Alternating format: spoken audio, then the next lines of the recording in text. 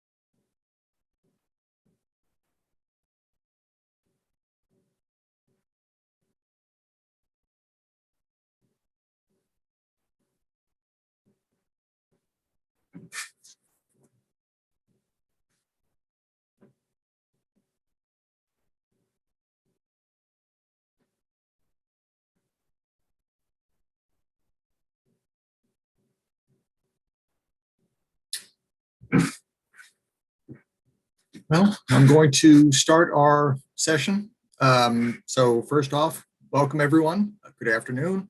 My name is Jim O'Donnell. I'm an HR manager here at the City of Durham. This is our feedback session that we are holding for residents of Durham about the upcoming search that we have planned for the chief of police. So several years back, we conducted a similar feedback session, or several feedback sessions during our search for our current police chief, which is Chief Davis.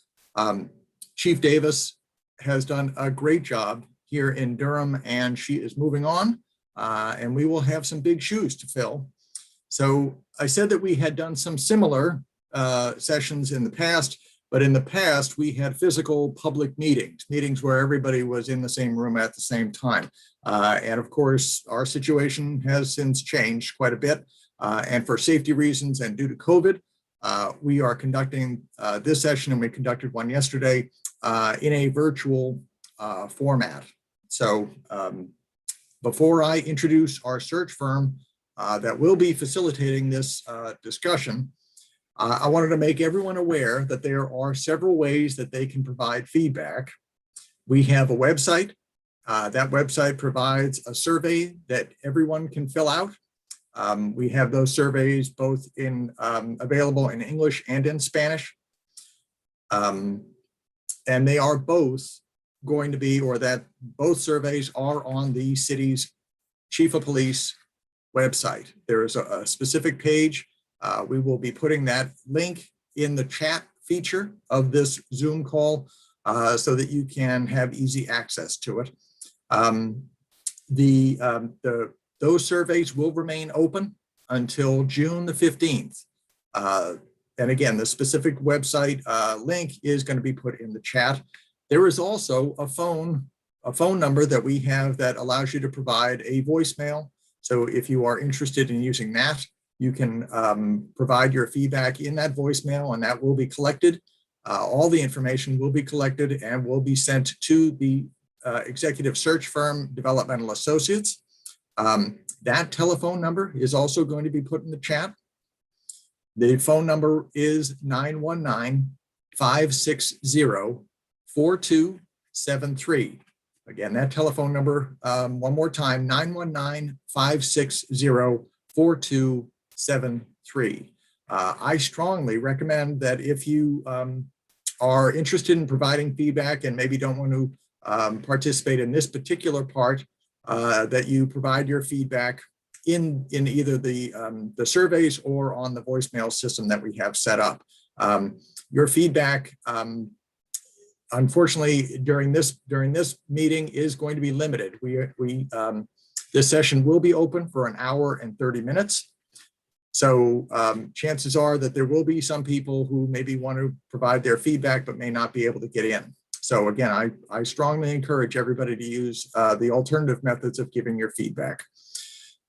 So as I said, this session will be open for 1 hour and 30 minutes.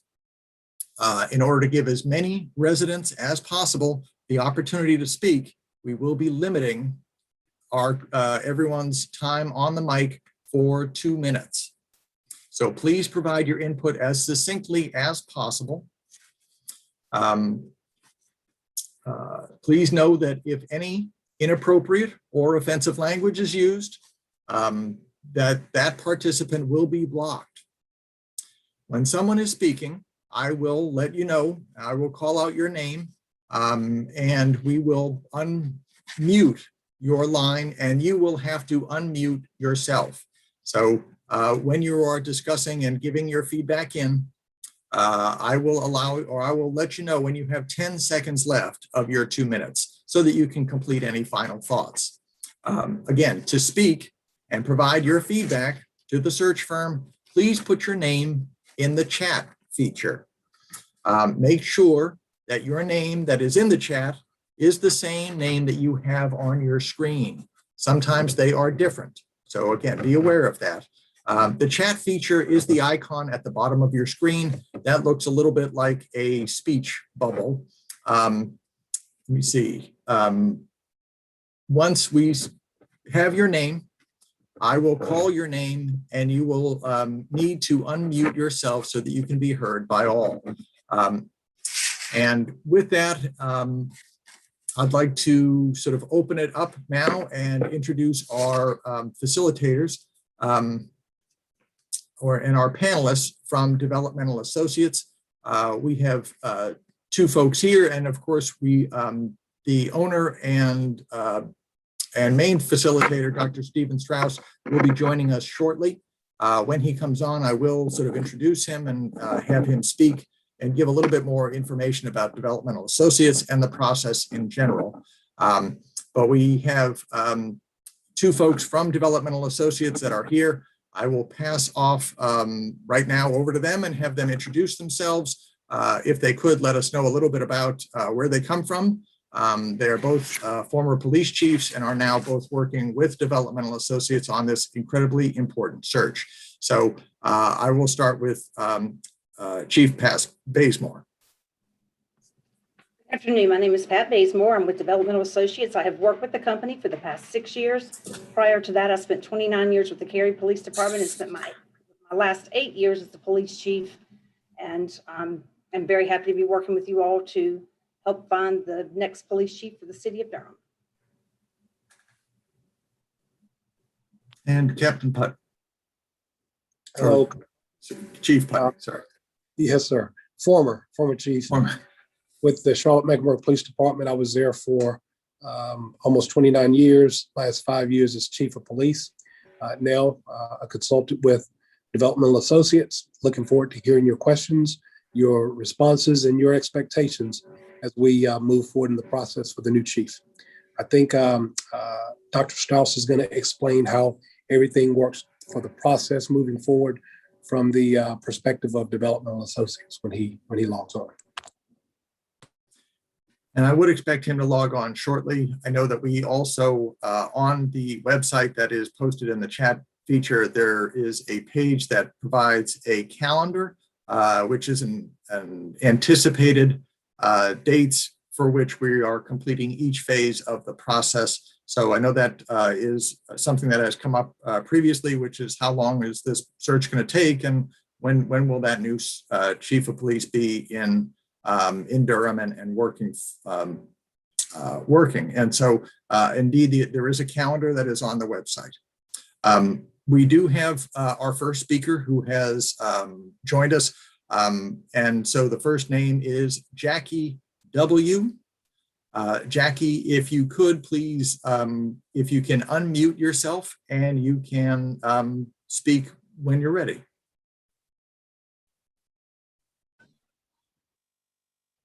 Okay, can you hear me? We can.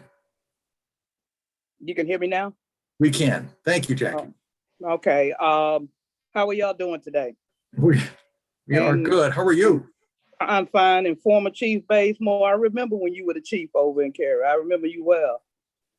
And just to let you know a little bit about me, I was a former city council person, have seen at least 4.5 chiefs been selected in Durham.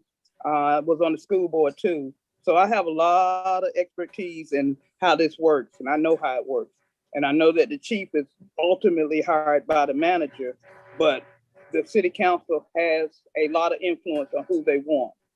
And one of the things that I'm concerned about is the fact that when I found out about this was from the news last night that y'all were having this public hearing on what we like to see in a chief on the news.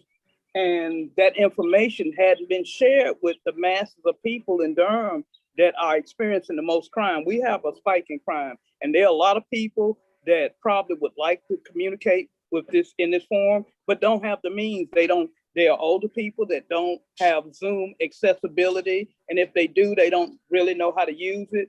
And I've just got off the phone with a gentleman that wanted to get on here, and I was trying to explain to him where to go and try to get it. But so it's a lot of impediments, and I think that this conversation need to go a little bit further than today, and so that the community can really have some input. Because I've been on Facebook this morning, I actually posted it and trying to get people to comment or at least come in and say something, because you had nobody yesterday other than the Fraternal Order of Police person. So we keep up. But one of the things I saw that you were asking was, what would we like to see in a police chief?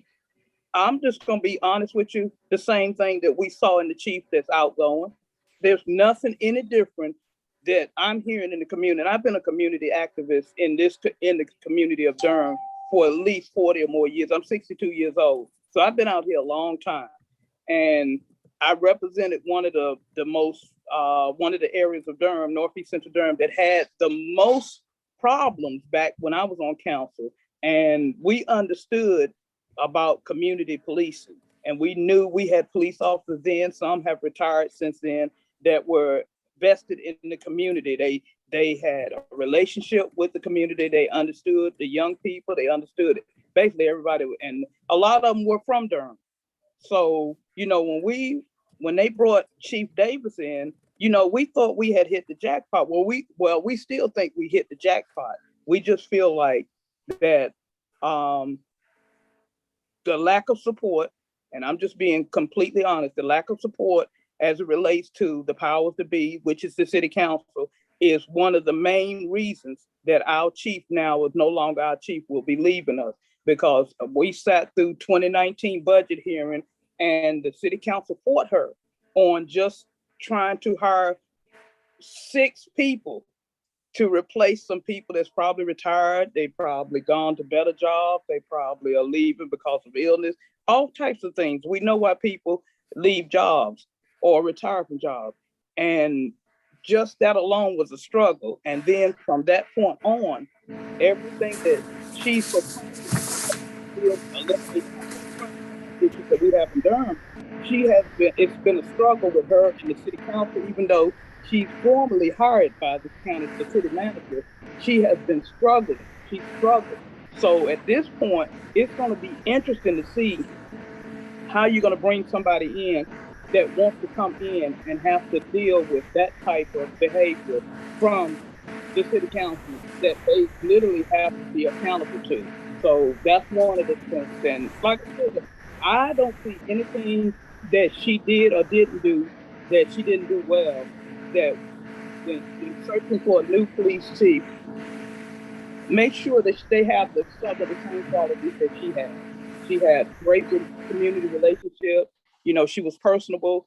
And one of the things I'm hearing in the community is that we need somebody that actually has vested interest in Durham, meaning that there are people within our organization that have been in Durham all their life. They have spent their whole career here. Matter of fact, we had one police chief, Steve Chalmers, who actually was a vested member of the community, spent his whole career in Durham, educated in Durham, and that made a big difference because people knew him personally. And with the chief, when she came, you know, while she may not have been a native of Durham, she became a vested member of the community real quick. And that's what we need to see, a vested member. Jackie, I hate to interrupt, but I know our 2 minutes has long passed, but you know, we wanted to give you as much time, and we didn't have any other folks waiting. No, again, thank you very much for the feedback, and I hope you stay on for the rest of the program so that we can, you know, you can absorb what comes out, and I think that hopefully some answers may come out from future comments and feedback. So I appreciate it. I'm going to sit here. I'm going to sit here and watch. All right. All right. Our next speaker is Peg Ray.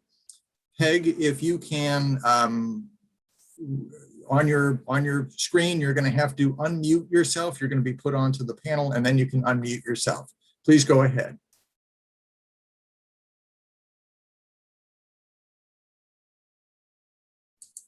Peg, you need to unmute yourself and turn your mic on.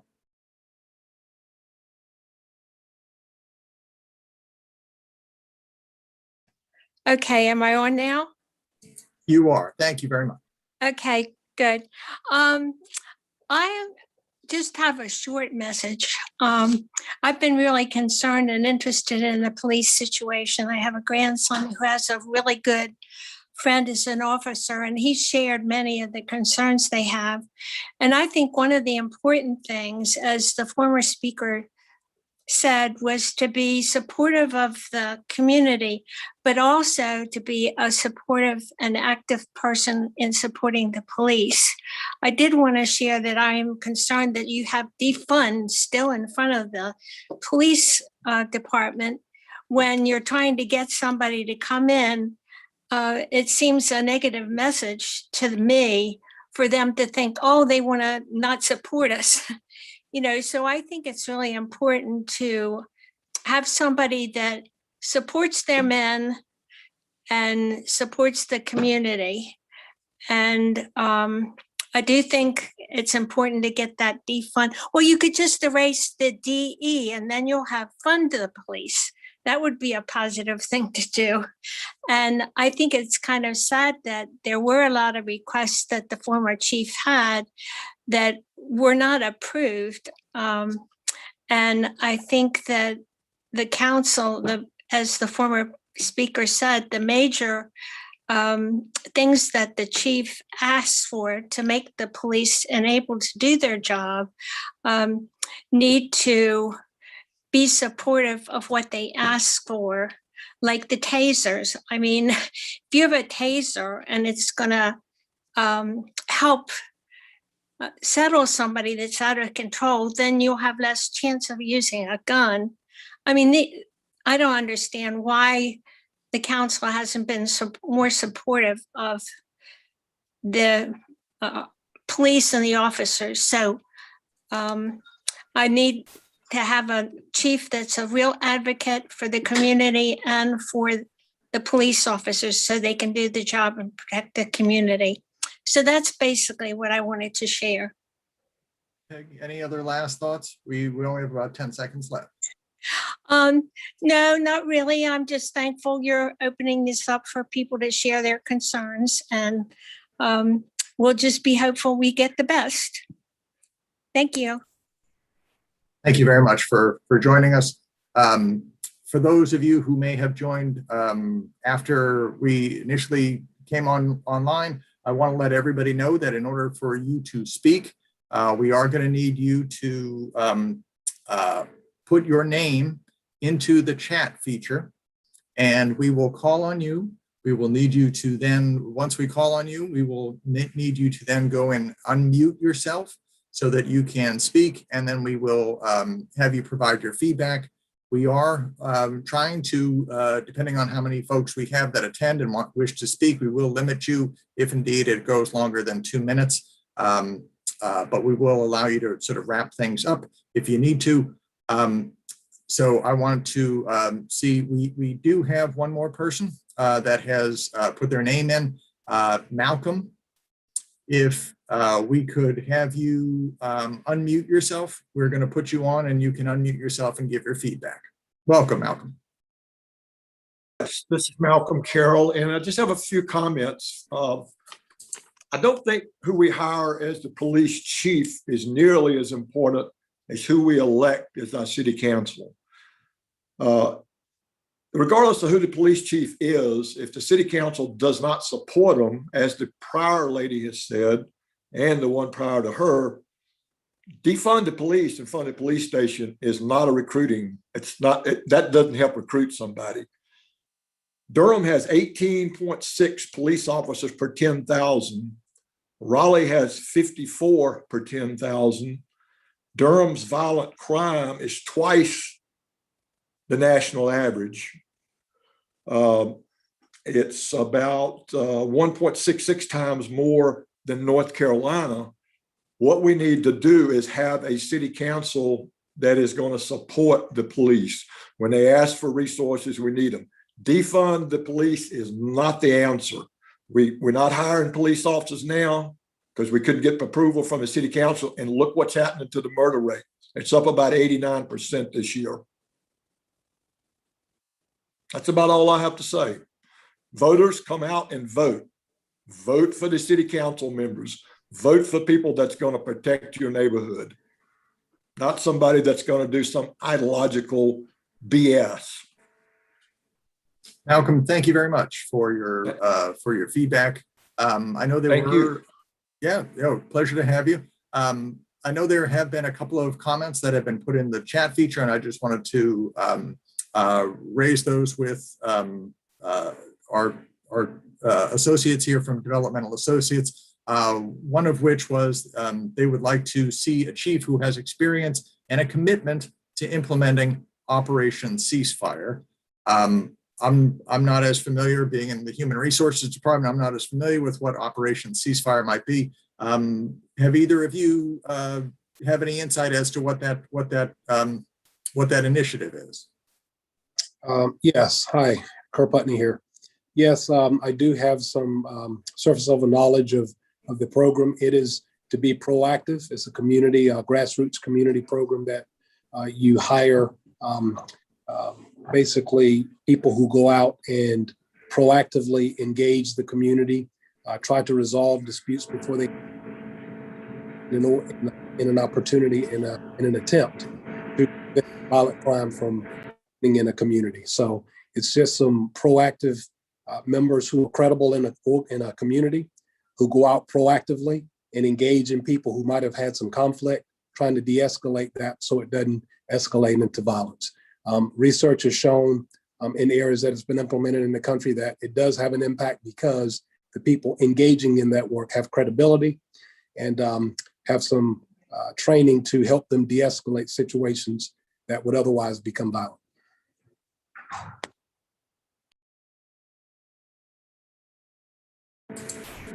Great, thank you. Another quick comment that came in was about incentives for people who are coming in as police officers to live in Durham. I know you both were chiefs here locally and may have experience in this. Were there any incentives that you used in your own experience to incentivize officers to live in your communities? Sure. And from what I'm hearing from the officers in their feedback session, some of those have already been implemented, the take-home car policy, for instance. But what they're looking at and asking for are additional opportunities where some agencies would give a signing bonus after completion of training, field training for those who come on board. Some people do a referral bonus for active officers who refer other people who become certified and trained as officers in their organization. And also some agencies provide incentives, be it a signing incentive or a residency incentive for those officers who actually live within the jurisdiction or within the county. So there are a lot of opportunities, there are a lot of options there, to the point that everybody's been making. It has to be approved in the budgetary process to move forward. But there are a lot of innovative ideas that the officers had too, some of which I just spoke of, that could incentivize people who have that interest to become officers.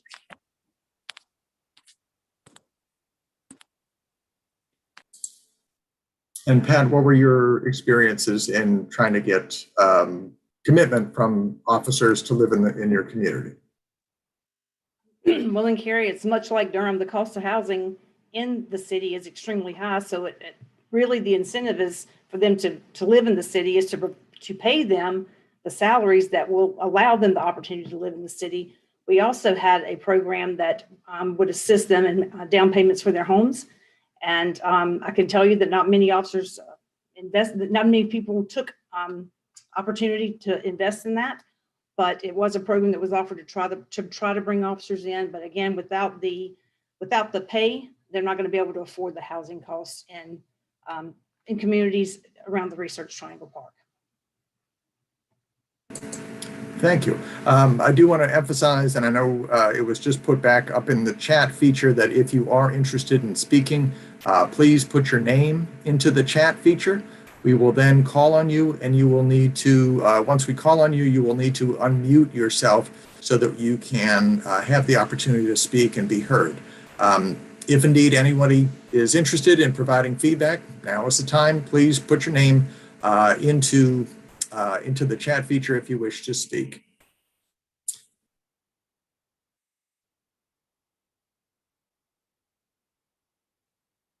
So while we are waiting for that, Mr. O'Donnell, I would say that some things we did in Cary that did increase officer salary, we had a transfer program, so officers could come in and we would actually allow them to negotiate their salary based on their education and their experience. So they did not leave a department or come into our department and start all over again. So we did value their education, we valued their years of service, and we allowed them to negotiate their salary. And that was a huge benefit for officers coming into the department, and a huge recruitment tool for us as well. But I will tell you that one of the things that came up a lot is in our sessions with the officers and sworn staff is they do not feel like they're supported. And that lack of support just leads to terrible morale in the department. And they also believe that without support from the city leaders and city council, that there's no way a chief can come in and improve that morale. Thank you. I know we are still waiting for Dr. Strauss to join us and give us a little bit more detail about the specifics of the process. So once he does come in, I will cut over to him, unless we have a speaker, of course. But I'd like to definitely get some more details from him about his process.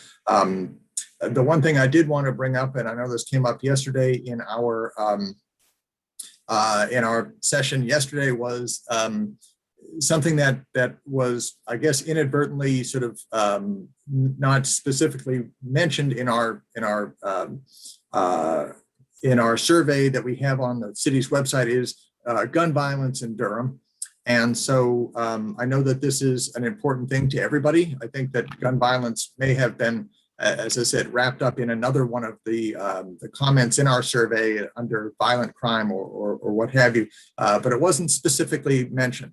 I'm reaching or wanted to ask both of our members of our search agency what their thoughts are on, how a chief of police can impact violent crime, in particular gun violence in the city.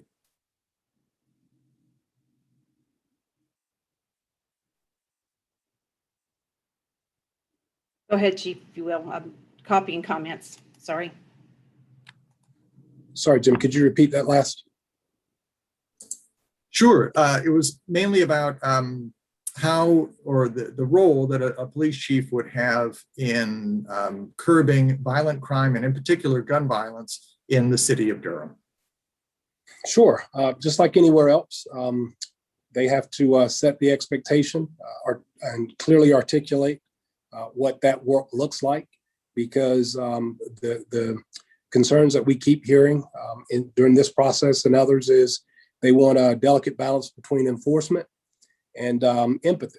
So they want officers who are not only enforcing the laws, but giving people the opportunity to, fix the mistakes that they make. So mainly the chief's going to have to come in, talk to the officers, talk to the community, see what those expectations are, and see what truly the community has a tolerance for when it relates to gun violence. What you don't want to do is have a one-size-fits-all implemented plan that just arrests a lot of people randomly without being specific to those who are truly causing the problems. That's the essence of community policing. Establishing those partnerships, getting that trust, getting that information so they can be very strategic in their work to combat the violence by taking off the people who are using firearms to commit violent crimes. It's very intentional, very specific, but it starts with a listening process so that you can develop a strategy that fits Durham. It's not a one size fits all.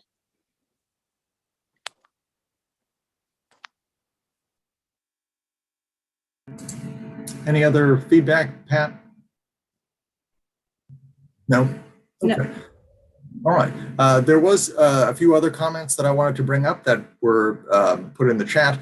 One of them was about a desire to see a chief who emphasizes de-escalation. So it's a term that has come up and of course is talked about quite a bit, especially with policing efforts. I guess what would a new chief be sort of in your eyes? What would a new chief need to do in order to sort of focus the culture of the police into something that would embrace de-escalation? Sure. Again, it starts with reviewing policies, making sure that at their core, that is your goal. Stating it explicitly to everyone, external to the organization and internally, that you expect our people to use the least amount of force possible when they're having to detain or arrest people. And the goal is always communicating so that you can de-escalate. I think it has become a part of the way policing in the 21st century is going to have to be done. So the expectation on the new chief coming in, establishing those that as a policy edict is not unreasonable. Many organizations have done it anyway as a result of what we saw last year, the demands of the protests. I think a lot of those demands were heard, and the expectation moving forward is any chief in any organization is going to have to use their policies and, more important, define their culture around the need to de-escalate instead of going into a situation and potentially being the cause of it escalating beyond the level of violence that existed prior to your arrival. I think it's just a part of how the policing profession is starting to view their role when they enforce laws. And who would the new police chief work with more directly in order to involve social service agencies and community engagement?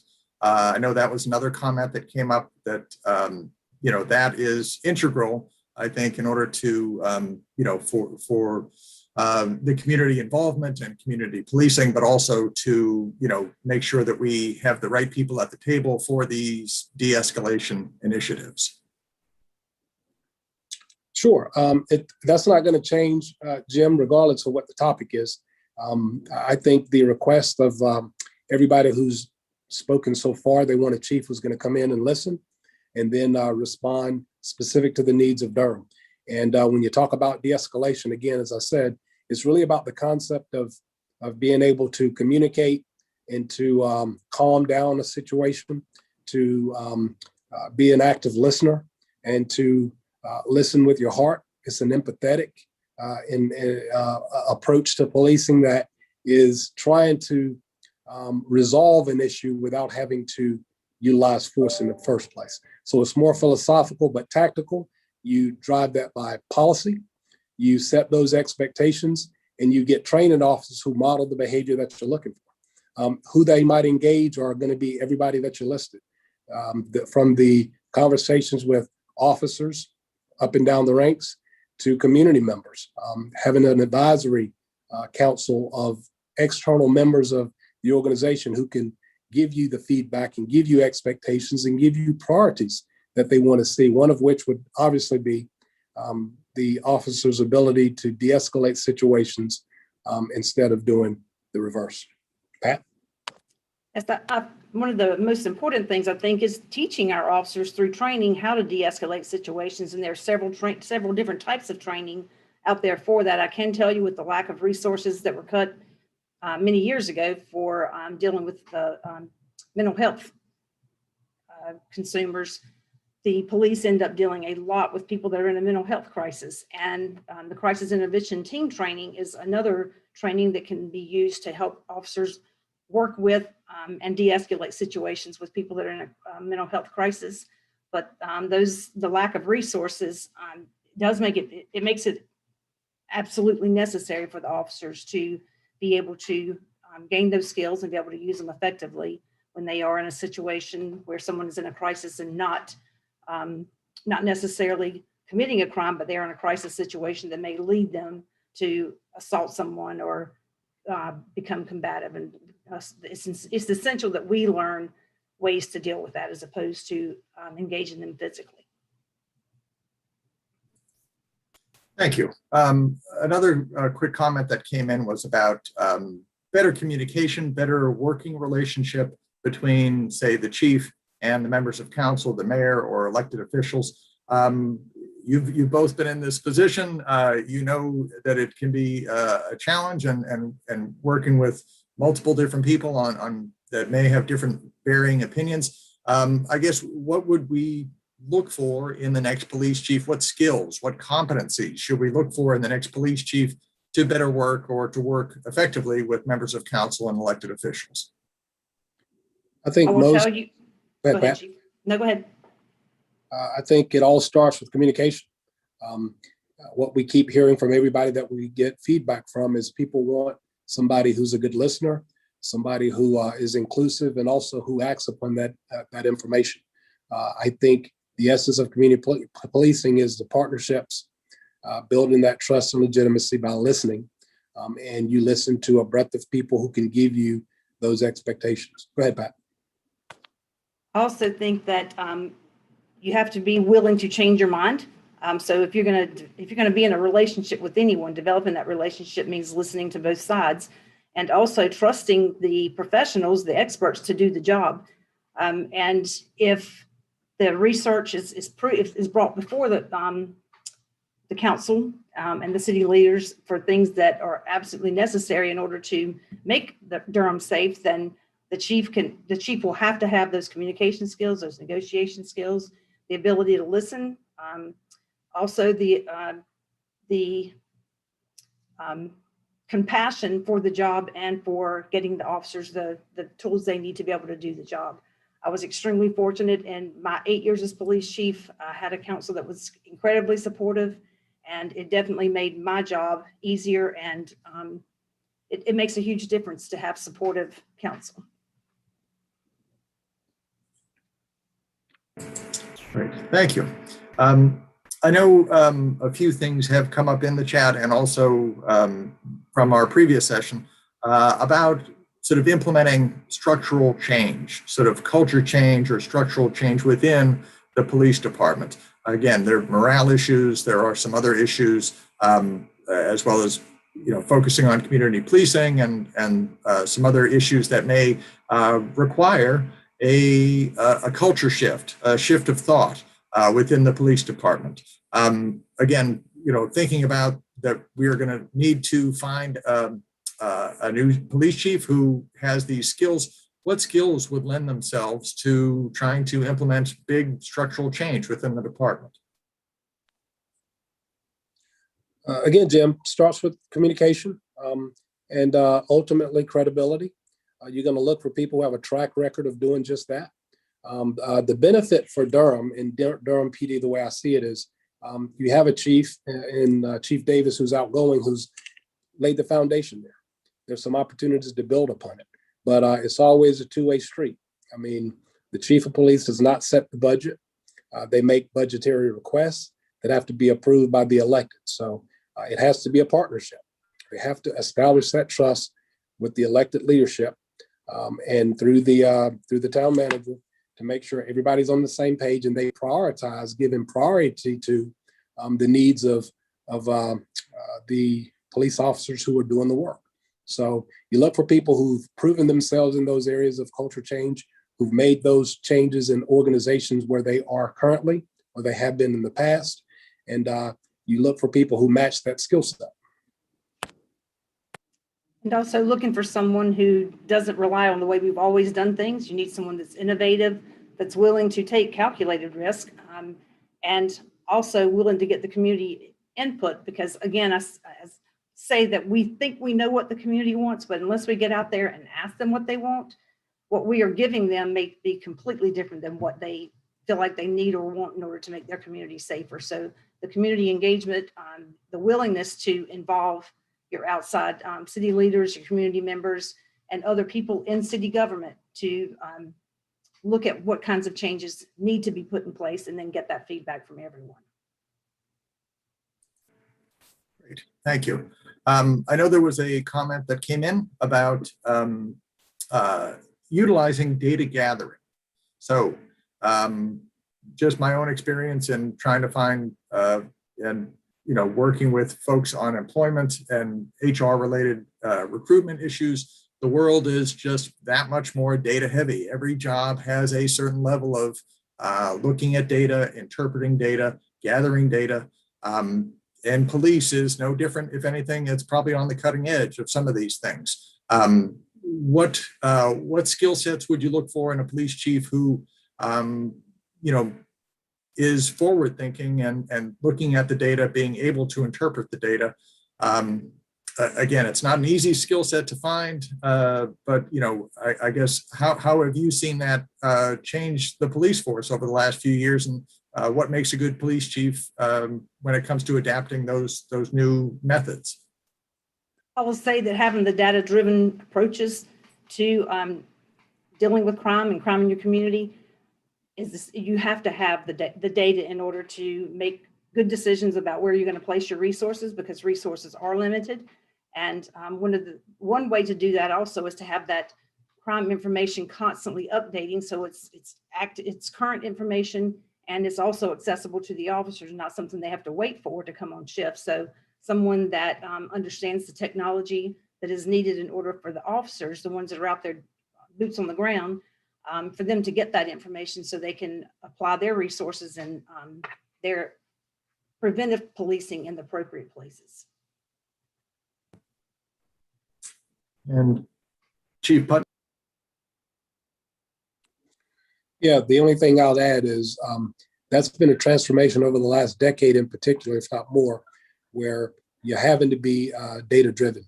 And the beauty of developmental associates in the process that we run is we actually tap into that. We ask you questions around being data driven and how you utilize that and have in the past.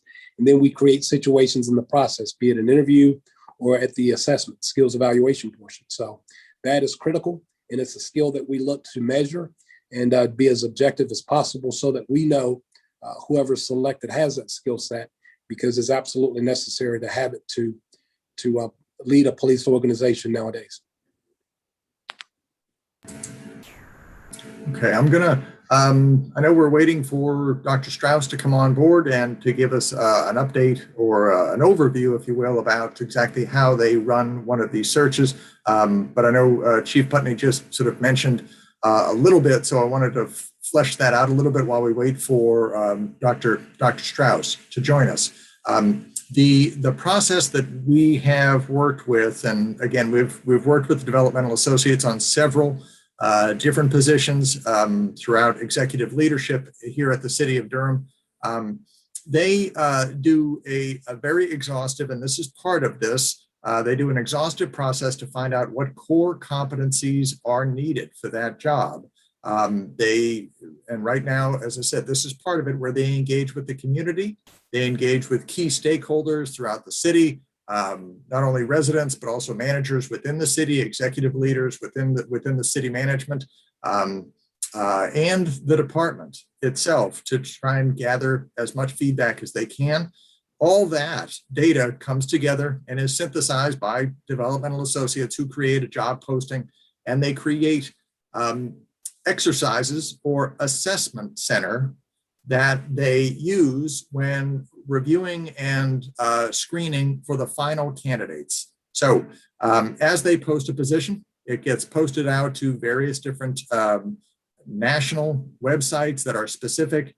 I know that there are several police international, I think, Order of Police Chiefs website that we will, I'm sure that developmental associates will be posting on, and several others across the United States. Candidates will apply and will have to obviously meet the minimum qualifications for the position. But then each candidate is reviewed and applications are sort of ordered or ranked and presented, probably the top 10 or 15. Usually it's about 15 candidates that are presented to the executive team here at the city. Once that list is pared down, and again, I don't want to step on Dr. Strauss's toes here, but I'm as I said, somewhat familiar with this process. That short list is then reviewed again, and there are a series of screenings, I think phone screenings and some background checking, background screenings that are done. And at the end, the final candidates are put through an assessment center, which is a series of exercises that are specific to the competencies that are needed for the job. As an example, for this job, and I know when we were bringing on Chief Davis, there was a mock press interview or mock press conference. There were a written assessment. There was a mock presentation to council or to the mayor. So these are exercises that are done by every finalist candidate, and they are reviewed and screened by peers. So oftentimes there are other chiefs of police, high-level executive folks that are managing different cities, different communities, different municipalities that are local and even sometimes out of the state that come here and review these competencies of each candidate. So that's a little bit about, and as I said, Chief Putney mentioned a little bit about the process. I just wanted to fill in a little bit more. As I said, when Dr. Strauss gets on to the Zoom call, I will defer to him to try and flesh that out even a little bit more.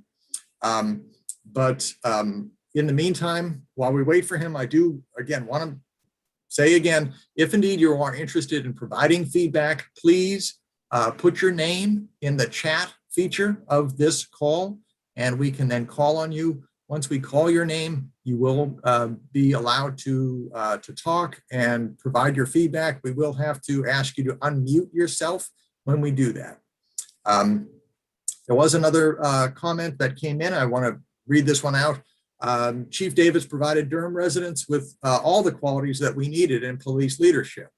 And it said that we will be hard to recruit a replacement until we address some of the other underlying issues. I guess what are your thoughts on whether or not, in my mind, the next chief of police will have to work on these underlying issues, and in particular, again, working collaboratively with not only the community but also with the city council and its elected officials. What are your thoughts about that? I am curious as to whether every new chief of police has issues that they have to deal with when coming into any new position and working with any new department. What are your thoughts on that? Chief, do you want to go first or you want me to go? Okay, so one of the things that I would say is that, again, if the police chief doesn't have the tools necessary to do the job, then it's going to be very difficult to provide the community the services that they want. And again, having people that are trained in all different aspects of policing and not just enforcement or not just running to 911 calls, but looking at the person that comes into the department will have to analyze what's going on, what has happened in the past, look at the history, and then again, engage all the stakeholders to find out what they would like to see to improve the situations in Durham. You have to involve your business owners. You have to involve the downtown community as much so as you do the businesses throughout the area. Your community leaders are extremely important. So if you don't get that feedback from every aspect of the community and inside the organization, it will be difficult for the chief to come in and truly analyze what has been done and what needs to be done. And again, how do they move forward to get that support? And I know one of the, again, support is internally, but to get that support, developing that trust is essential. And if someone comes from outside, there's going to be a time period where they're going to have to develop that trust. And again, that will be done by the actions of the chief and how the chief interacts and engages others, and what the chief does to move the department forward. Chief Putney? Really don't have much to add. I think that was a pretty comprehensive answer. I just think it all comes down to coming into a new organization. You have to look, listen, and feel. You truly understand the culture, and then you expand that stakeholder group, and you get those expectations and priorities. But let's be honest, as I said before, the chief's going to have to be a partner, and he or she has to partner with the elected leadership of that city, or the best efforts from the best possible chief aren't gonna move very far. They're gonna stall. So it's a partnership, establishing that partnership with trust, doing what you say you're going to do, making sure you have a broad cross section of those who've given you that feedback and those expectations and priorities, and then building that partnership with your elected leadership to make those things happen. Great, thank you.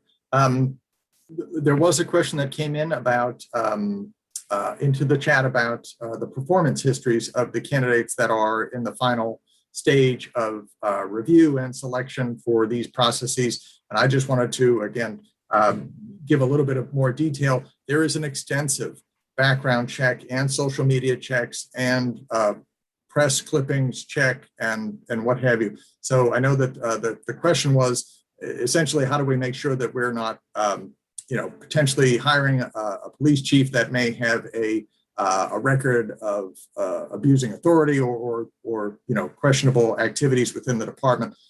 All that, at least for and all the recruit and searches that Developmental Associates has done for us in the past. They have done this for every director, and they will do it for the next chief of police final candidates. The other thing I did want to mention briefly is that because it came up in our session yesterday, was about whether or not the community will be able to meet the finalist candidates prior to the final selection. I know this was done with Chief Davis. The top two candidates were brought into Durham. They were at City Hall, and there was an open forum where both of the top candidates were able to give a presentation. I believe there was a meet and greet. People could meet and talk briefly with each candidate before the final decision was made. Let's see. The other question that came up from yesterday was a little bit about the growth in Durham and how a police chief might have to adjust to this, or what sort of changes or what sort of abilities might a police chief need when the community is growing so fast. I know things like the Apple and Google jobs that are coming into the town, but Durham's been on a very upward mobility and trajectory for 20 years, I think. It's just been a great place to live and work, and it has been growing every year. How does a police chief manage growth in such an environment? Well, Jim, actually, that's a good problem to have. It shows that you have a growing and a vibrant community, a city where people want to come to. And I think what the chief has to do is continue to make that city as such. And by that, I mean, continue to lead the charge in fighting crime, continue to lead the charge to engage community members so that they have that sense of safety. A lot of proactive chiefs are going to be out there establishing the foot patrols and doing so with them in the business district, having those close ties to business owners so that they can be responsive to those needs and to address crime issues that will destroy a city quickly before they even begin to really take root.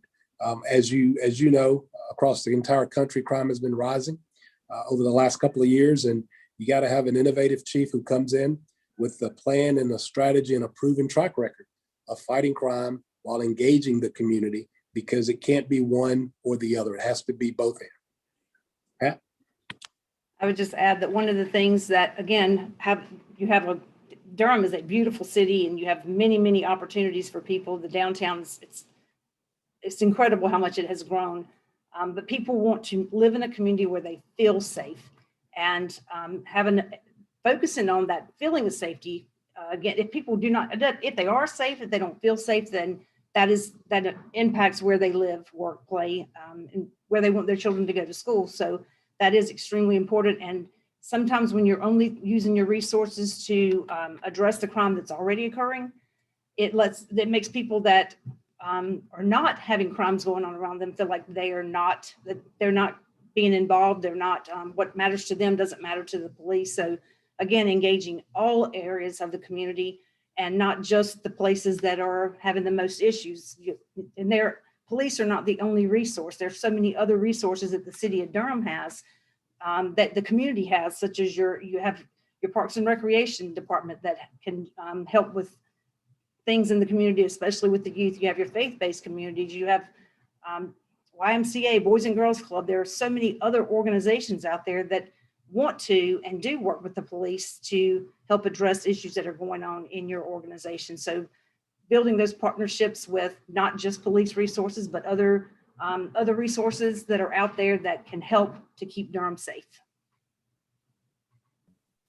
I'm so glad you mentioned things like faith-based organizations and the community. That was another comment that we got just recently, just as you were saying that, it came into me about building relationships with those groups. Again, faith-based organizations, youth organizations, school systems. I know that is part of this job, and trying to make sure that the community feels safe. And again, working with these organizations throughout the community is key. What do you see as the most important part of building those relationships with those organizations in the community? Well, it starts with that first pillar in the 21st century policing, which is around building the trust and legitimacy. Again, not to beat a dead horse, it starts with genuine communication. Building true relationships and partnerships with people, and being able to do what you say you're going to do. It starts with those relationships and building that trust so that it's more of a team effort. It's not just the police doing that work alone.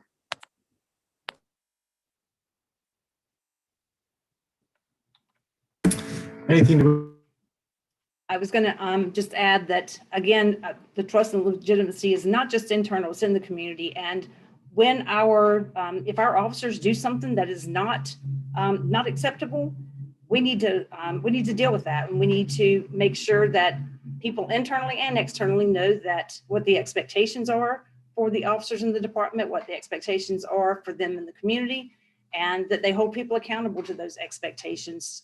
So really, that's building a team that responds to the Durham community, rather than just expecting the police department to be that save all for everything. So setting those standards, holding people accountable, making sure people understand what the expectations are. And when they do not meet those expectations, that you deal with those situations. Again, publicly, we can't necessarily tell people what happens in a situation where an officer did not behave appropriately, but that the chief has to be able to deal with those issues to make the community feel like it matters that the police officers are being held accountable. And to both of you, and I agree 100%, trust is such an important thing. And as Chief Putney said, I don't want to keep hounding on this, but again, trust needs to be first and foremost. And you mentioned, Pat, about transparency. And obviously, it's a tough job because there are some things that cannot be made public, and there are some things that can. How do they go hand in hand, in your opinion, the difference between trust and transparency? They obviously go hand in hand, and being as transparent as we can possibly be. I say an informed community is a safer community. So as law enforcement, we should give the community as much information as we possibly can, building those relationships with the media, where the media is not only getting out the bad news, but they're getting out the good news of the things that are going on in the Durham Police Department and in the city of Durham. That's extremely important. But again, being as transparent as you can possibly be. And there are some things that for the good of the community, you can get permission to put information out there. So if we do not tell them the story, then they're gonna create their own story if we do not tell them what's going on. So I think it's extremely important to have that means of communicating with your community in a vast, open way, so that again, they know what the story is. And but I want to just say one thing: it's not just building trust with the chief; it's also building trust with everyone in the police department. That when the police officer goes to a community, that community trusts and believes that that officer is going to respond in an appropriate way, because they know that that person is being held accountable by the standards of the Durham Police Department. And Kurt, did you have any?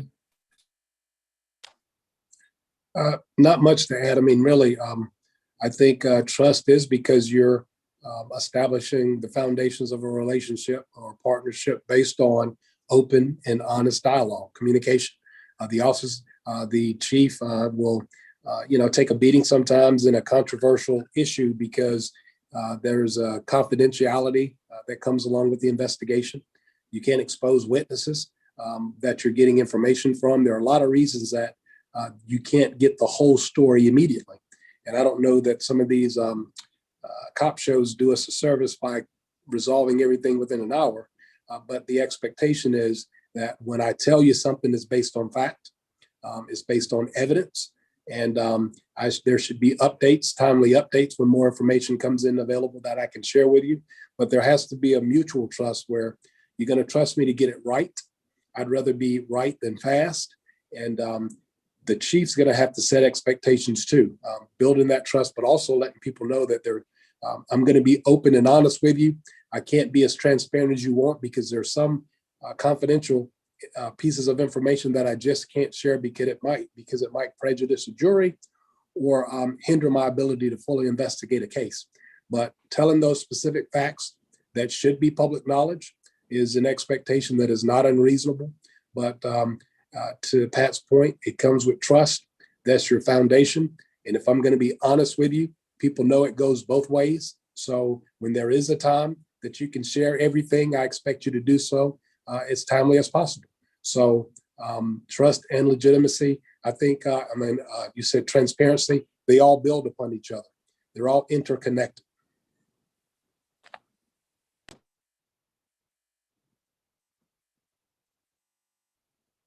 You're muted, Jim. Sorry about that. Technical difficulties. Well, we're at the hour mark. I do want to restate a few things. Number one, we have some more time. So if indeed somebody is interested in providing their feedback in a verbal way, please put your name in the chat feature and we will call on you. You will then need to unmic and we can hear you and address any feedback or questions that you may have.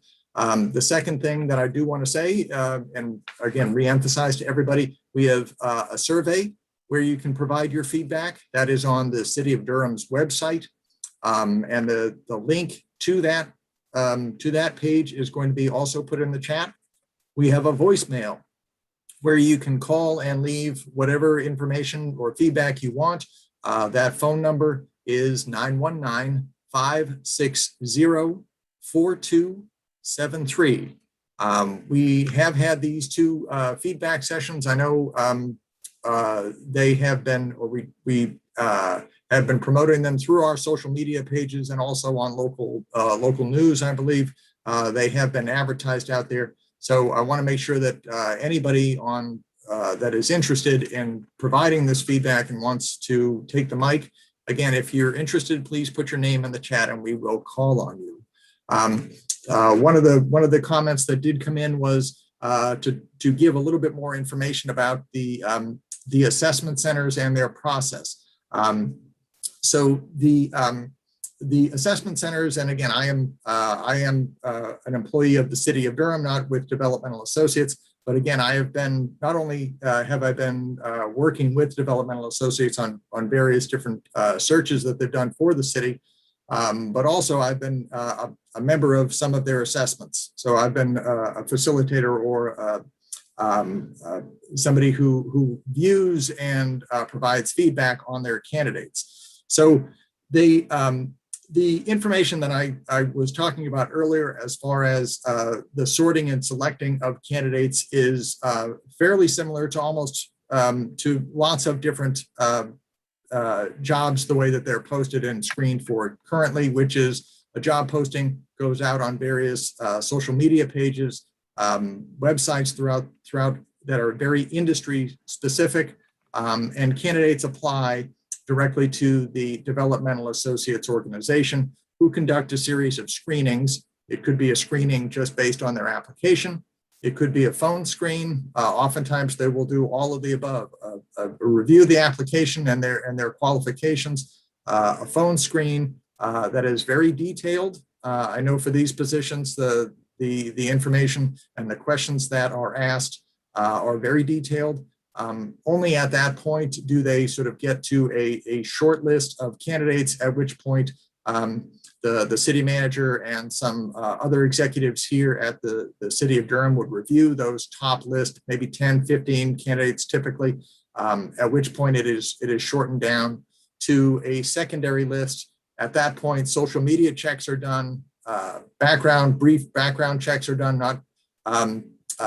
They would look to see if indeed there was any newspaper initiatives or articles or any bad press, particularly on a particular candidate. But also they would do usually some reference checks at that point, at which point the assessment center would be organized, and typically 4 or 5 candidates would make it through to the assessment center.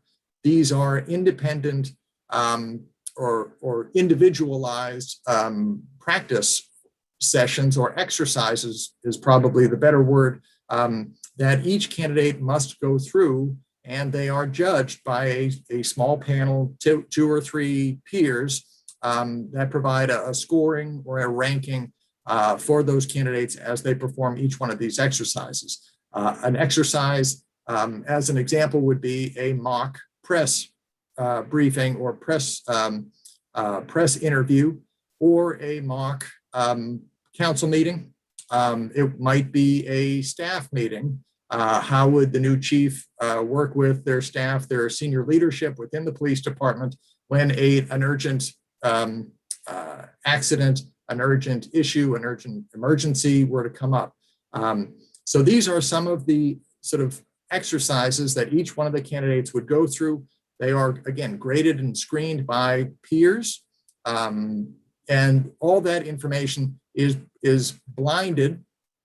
So each group does not know how all the other groups are performing and are scoring their candidates.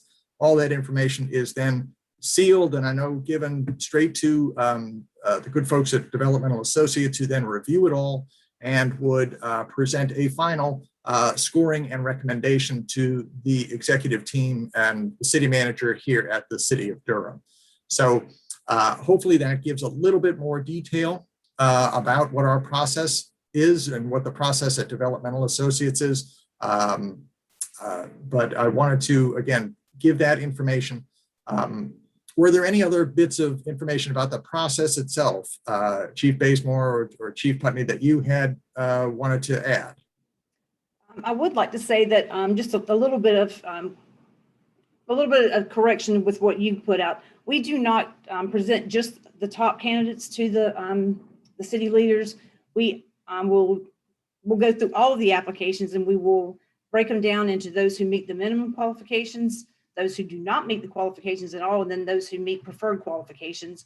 And then we'll present those that do meet the qualifications and exceed the qualifications. We'll present all of those to the hiring team. And just want to stress that we do not make the hiring decisions. Along the way, we keep the city hiring team, and we keep them informed. They're involved in the process, and but we do not make that final decision. Another thing that we include with, and I just again want to say one small thing. We say that the assessors, a team of assessors for each of the exercise, but they don't necessarily judge the person. What they do is assess the person's abilities based on the information that we receive from these feedback sessions. We will take all of this information and we will develop behaviors that to bring out behaviors that you all are looking for in your next police chief. So the assessors will actually take the information they receive in those exercises and then assess them against the behaviors that Durham says that they are looking for in their next police chief. We do not do a background investigation until we can't do a full background investigation until we give a conditional job offer. But what we do is as much public information as we can find on them, and we do have some resources to be able to get public information that not everyone has access to. I mean, everyone could, but they don't necessarily.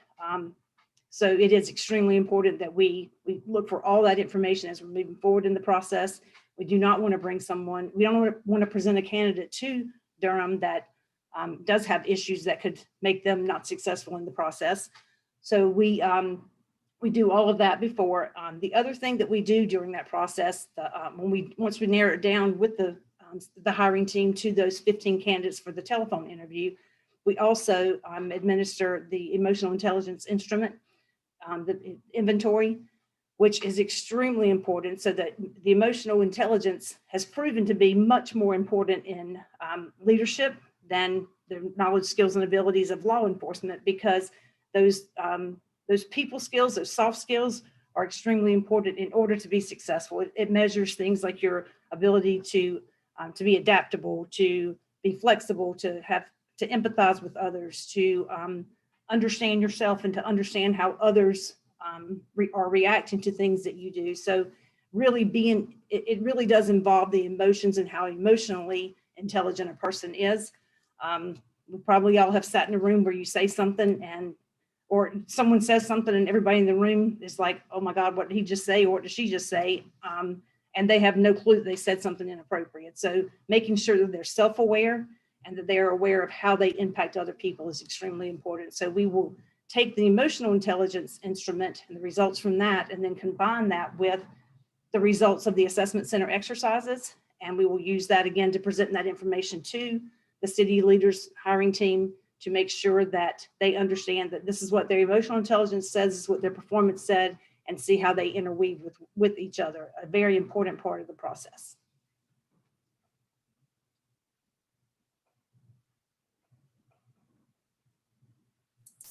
I just wanted to, there were a couple of comments that have come in about the work that in particular that you both have been doing in soliciting and collecting feedback from the law enforcement officers, the good folks in our police department. I know there have been some feedback sessions. There are feedback sessions that Developmental Associates has done with other executives levels within the city of Durham. So we are, actively, and Developmental Associates is actively soliciting feedback from those folks within the department. Could you tell us a little bit about how they have gone so far? So we have interacted. We've actually already met with the executive command staff, the command staff with the captain and lieutenants. We've met with the sergeants and the corporals, and today we met with the officers. Tomorrow we're going to meet with the civilian employees. So it's important that we get information and get feedback from all areas in the department as well, and all ranks in the department. And I will tell you that there's people in the department have tremendous support for Chief Davis and are sad to see her leaving. And they do they love working at the Durham Police Department, but one of the things that they say strongly is that there's not enough staffing. They are exhausted, not only mentally, they're physically exhausted, they're emotionally exhausted, and it's difficult for them when they're responding to 911 calls for service. That's all they're basically having the time to do, that they don't have the resources to go out and truly engage with the community and build those community relationships that will then build trust with the community. If the community doesn't see us there before something bad happens, then when we just show up when something bad happens, it's not a good time to expect the community to cooperate with us. So it really is about partnerships with the community, and they lack the time to do that right now because of the lack of resources in the department.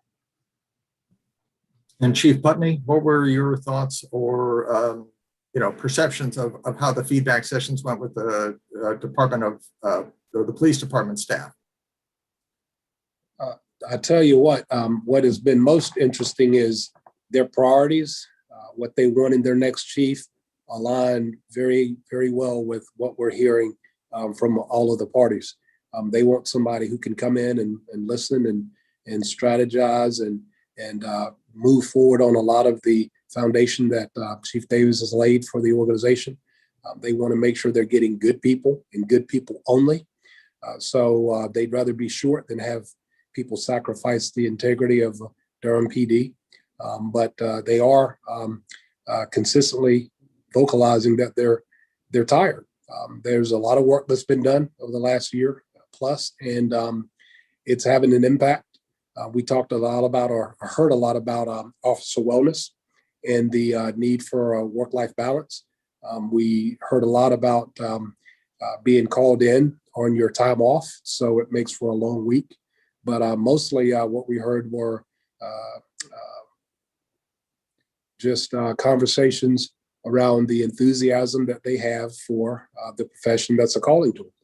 It was impressive. It's always inspiring to hear that. And Durham PD did not disappoint in that area. Great, thank you. So we are coming up on the last, say, 10 or 12 minutes of this feedback session. Again, want to emphasize, if indeed you wish to speak, please put your name in the chat feature and we will call on you. There are some comments that have come in. One quick clarification I do want to make is that I know that at the end of the process, when Developmental Associates has screened and reviewed and had the assessment centers, they present the scores and information and feedback session to the executive team. It is ultimately the city manager, but in coordination with and with the feedback from multiple different groups, organizations, members of the executive team here, who would make that final decision. Again, so Developmental Associates does give sort of a synopsis of how everything went, but it is ultimately the decision of the city manager, and again, in coordination with getting feedback from others within the organization and other key stakeholders. Another question, which again keeps kind of coming up, just one quick review, is about that feeling of support from the city council and from the mayor. Again, it has been addressed earlier in this call or in this feedback session, but I know that it is, clearly it's on folks' minds here as it keeps coming up in the chat about how this new chief of police would best work with the city council and the elected officials.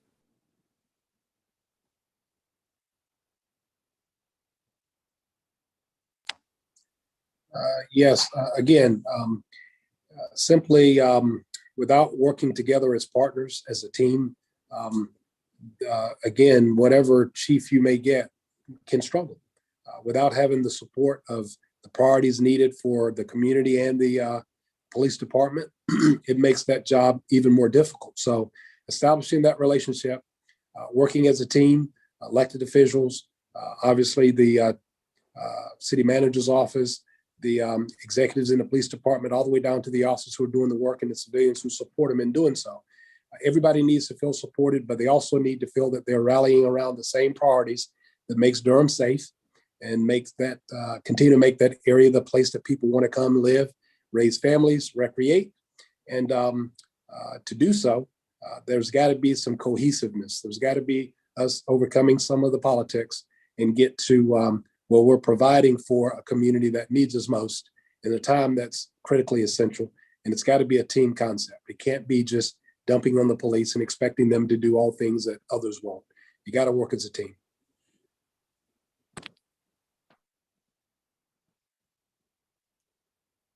So, Mr. O'Donnell, one question. I think that it came up yesterday, but I'm not sure if we talked about it today yet.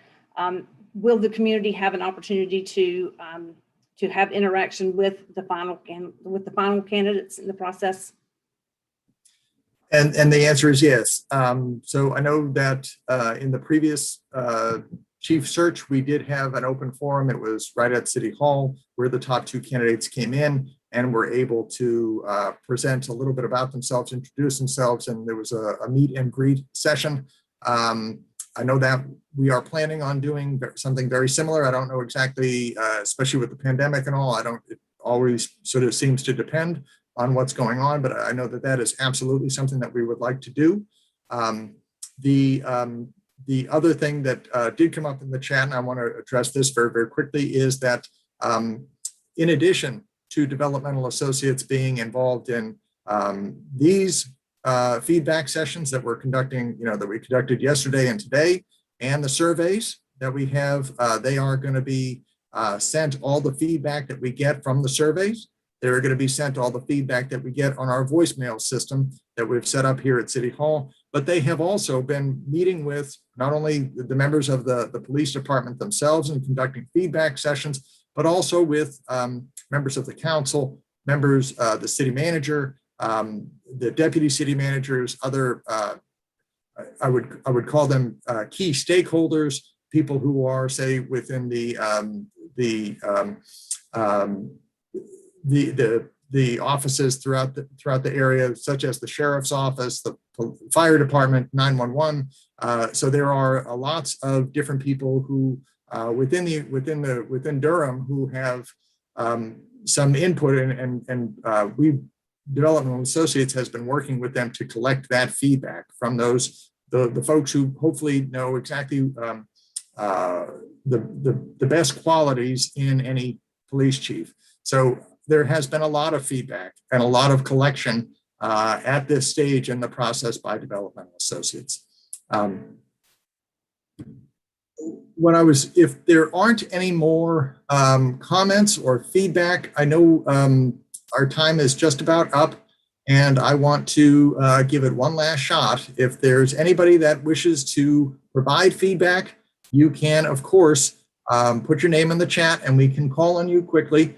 Also, if you go to our website, and we will put that website or that web link again in the chat feature, you can go to that web link. There are 2 surveys. One is in English, one is in Spanish, and you can provide your feedback there. Or there is a telephone number that we have put together. It's a voicemail system at City Hall that we can collect information and your feedback. That telephone number is 919-560-4273. That number again, 919-560-4273. Are there any other thoughts or comments from anyone? So, Mr. O'Donnell, I would like to I know you said earlier at the very beginning of the process, but I just want to remind everyone, this is not a quick process. We are very committed to doing this right and bringing the right person, the right candidates to Durham for the hiring team to make that hiring decision. So it likely will not be until at least October before we get to a point where we're making that presentation to the leaders in Durham, and then the public meeting that would be something that probably would not take place until later. So I don't want you to all be waiting for that interaction with the candidates before then. And then again, if it's an external candidate, that external candidate may need to give a notice if they're working where for the job they're working at now, and they have to relocate to Durham. That could take longer. So I just want you to know that it may be, we don't see you all having a new police chief within the next 2 months or so. So I just want to make sure everyone's aware of that. Great, thank you. Thank you for, again, I know it always seems like it takes a long time, and it does. But you know, a good process does take a while. The other very quick piece of feedback or comment that I saw was about de-escalation as far as the city or the police chief is concerned. And I assume that the person that has put that comment in isn't talking necessarily about how the chief would de-escalate, but in probably their commitment to working on I guess providing training, making it part of the culture about de-escalating within the police department. So again, I just wanted to make sure that that was said. If there are no other sort of comments or questions, I am going to end this call. So very quickly, I want to thank everybody, our friends, both Chief Bazemore and Chief Putney from Developmental Associates. So thank you very much for taking the time and giving us your valuable insights into what works and what may not work for the next chief of police here at Durham. We're happy to have you in our process and working with Developmental Associates on trying to find the best. So again, I thank you very much for your time. I also want to say, again, if you have feedback and you weren't able to provide it using this avenue, there are other avenues, and I would strongly recommend that you utilize those. Again, there's a survey on the website, and there is a phone number. Both that website and the phone number are in the chat. Thank you all very much. Good afternoon, and be safe out there. Thank you.